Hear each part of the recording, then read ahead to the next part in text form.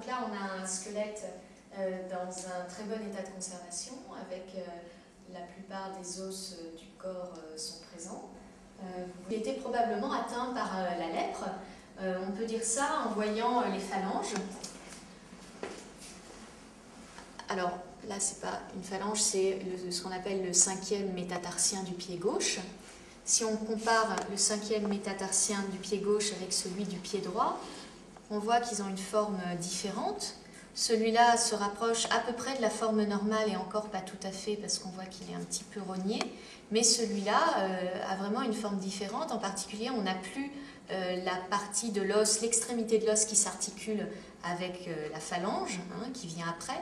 On a une espèce d'extrémité, comme on dit, en sucre d'orge, c'est-à-dire un peu rogné. Et ça, c'est assez caractéristique de l'atteinte de Mycobacterium leprae, qui est en fait la mycobactérie qui donne la lèpre. Vous voyez, c'est le péroné à gauche. Si on regarde le droit, on voit tout de suite qu'il y a une forme différente, une épaisseur différente.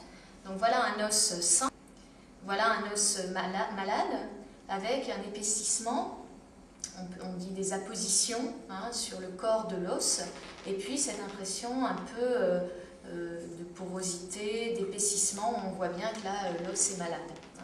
Donc ça, c'est une atteinte non spécifique, mais qu'on rencontre dans le cas d'inflammation qui se déroule sur un certain nombre de mois ou un certain nombre d'années, donc on dit une inflammation chronique.